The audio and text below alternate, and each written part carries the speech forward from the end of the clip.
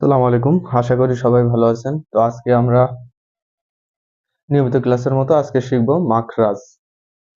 তো মাখরাজ কাকে বলে প্রথমে আমরা জেনে নেব মাখরাজ কাকে বলে। মাখরাজ হলো উচ্চারণের স্থান। আরবি হরফ উচ্চারণের স্থানকে মাখরাজ বলে। মাখরাজ আরবিতে আছে 17টি।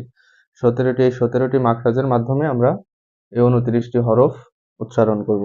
তো প্রথমে আছে দেখা যাক 1 নম্বর মাখরাজ, যেটা হলো হলকের শুরু হইতে। হলকের শুরু কোন জায়গায়?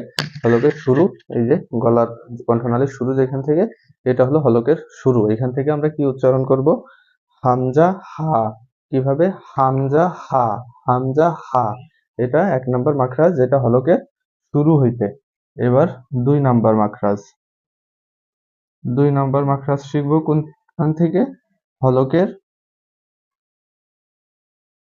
হলকের মধ্যখান।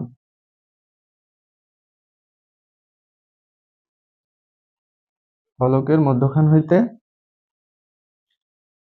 আমরা কি উচ্চারণ করব? আইন হা।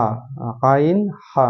মানে এই যে হলকের মাঝখানে এটা, এখান থেকে উচ্চারণ করব কি? আইন হা। এরপরে আছে 3 নাম্বার। 3 নাম্বার মাখরাজ কি? হলকের শেষ।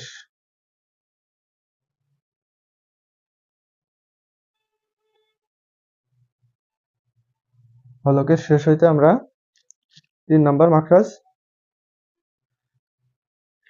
উচ্চারণ করব। আচ্ছা, 3 নাম্বার যে মাখরাজ আছে সেটা হলকের শেষ হইতে। এই যে এইখান থেকে, এটা হলকের শেষ হইলে এখান থেকে আমরা কি উচ্চারণ করব? গইন খ। গইন খ।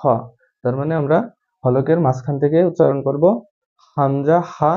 এরপরে 2 নম্বর মাখরাজ কি? হলকের মধ্যখান হইতে আইন হা।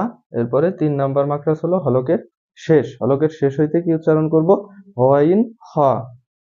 তো এইভাবে আমরা মোটামুটি 17টা মাখরাজ শিখবো পর্যায়ক্রমে। তো আজকে আমরা এই পর্যন্তই শিখবো। আসসালামু আলাইকুম, সবাই ভালো থাকবেন। দেখা হবে আবার নতুন ভিডিও নিয়ে। সামনের মাখরাজগুলো শিখবো আমরা। ততদিন ভালো থাকবেন, সুস্থ থাকবেন। ধন্যবাদ সবাইকে।